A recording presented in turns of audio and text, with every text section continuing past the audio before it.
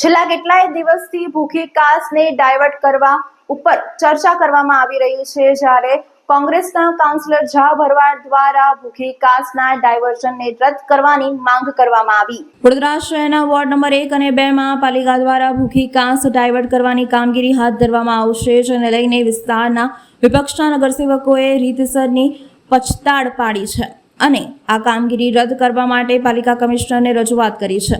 ભૂખી કાસની રીરૂટની કામગીરી રદ કરવા કાઉન્સિલરની માંગ વડોદરા મહાનગરપાલિકા દ્વારા વોર્ડ નંબર 1 માં છાણી જકાતનાકા કેનાલ પાસે આવતી ભૂખી કાસને ડાયવર્ટ કરી રીરૂટ કરવાની કામગીરી આરંભી છે, ત્યારે આ કામને રદ કરવા કોંગ્રેસના સ્થાનિક કાઉન્સિલર ઝા દેસાઈ દ્વારા મ્યુનિસિપલ કમિશનરને લેખિત રજૂઆત કરવામાં આવી છે। તેમના દ્વારા આવેદનપત્ર આપી રજૂઆત કરાઈ હતી।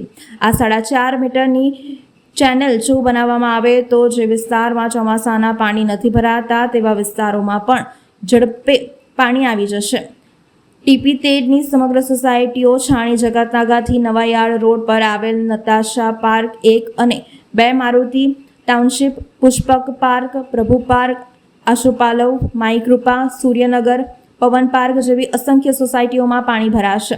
જ્યારે વધારે વરસાદ આવશે અને વિશ્વામિત્રીમાંથી પાણી બેક આવશે ત્યારે આ ચેનલ ઓવરફ્લો થઈ શકે છે। તમામ વિસ્તારોમાં પાણી ભરાશે, જેથી હજારો નાગરિકોના ઘરોમાં પાણી ફરી વળવાની શક્યતા રહેશે, જેથી આ કામગીરી બાબતે મારો સ્પષ્ટ વિરોધ છે અને આ કામગીરી રદ થાય તેવી માંગણી છે।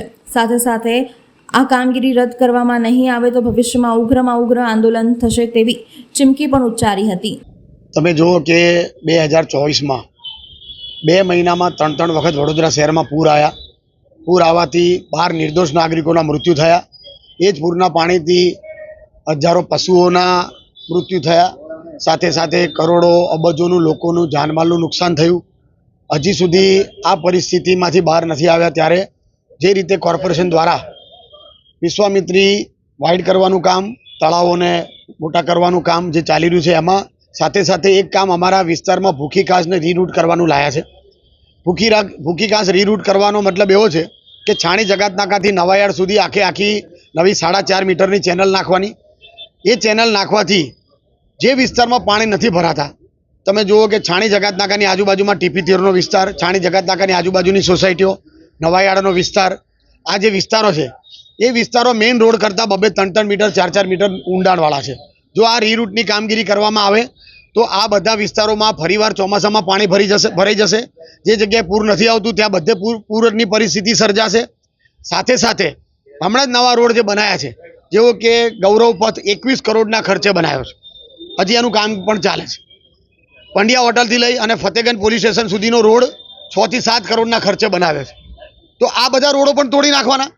આ કામગીરી કરવાનું ચાલુ કરશે એટલે આ બધા રોડો પણ તૂટી જશે, એટલે કરોડોનું નુકસાન ફરી કોર્પોરેશનને થશે। સાથે સાથે આ કામગીરી કરવાથી છાણી જકાતનાકાથી લઈને નવાયાર્ડ સુધીના રસ્તા પર જે પણ સોસાયટીઓ આવે છે, જેવી કે Chistiyanagar, Suryanagar, Prabhu Park, Param Park, Pushpak Park, Pavan Park, Santoknagar, આ તમામ સોસાયટીઓ, Maruti Township, Natasha Park 1, Natasha Park 2, આ તમામ સોસાયટીના રહીશો 100% પૂરની પરિસ્થિતિમાં આવી જશે। નવાયાર્ડની નીચે જે 4 મીટર ઊંડાણવાળો વિસ્તાર છે, તમામ વિસ્તાર ડૂબી જશે। એટલે આ કામગીરી તાત્કાલિક રદ કરવામાં આવી અમારી માંગણી છે।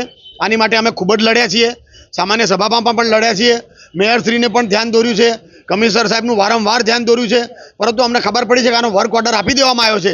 એટલે આજે લેખિતમાં પણ વિરોધ કર્યો છે કે ભાઈ આ કામગીરી કોઈ પણ સંજોગોમાં અમે થવા દેશું નહીં। અગાઉ સભાઓમાં પણ ખૂબ જ ઉગ્ર રજૂઆતો થઈ છે, એટલે આ કામગીરી તાત્કાલિક રદ કરવામાં આવે એવી અમારી માંગણી છે। સિટી એન્જિનિયરની જવાબદારી છે કે ભાઈ ભવિષ્યમાં કઈ કામગીરી આવવાની છે એ કામગીરીને ધ્યાનમાં રાખવી જોઈએ। એટલે સિટી એન્જિનિયરનો પણ 100% આમાં વાંક છે જ, કારણ કે રોડો તૂટી જશે એ કોની જવાબદારી? 21 કરોડના ખર્ચે રોડ બનાવ્યો અને ફરી રોડ બનાવવાના, એટલે જે રોડનો ખર્ચો આપ્યો એ તો ખરો જ, એ તો પૈસા ગયા પાણીમાં। સાથે સાથે નવા રોડ બનાવવા પડે તો એના પણ પૈસા ચૂકવવા પડે। એટલે આ કરોડોનું જે કોર્પોરેશનને આર્થિક નુકસાન થવાનું છે એની જવાબદારી સિટી એન્જિનિયરથી લઈ અને તમામ મોટા અધિકારીઓની છે।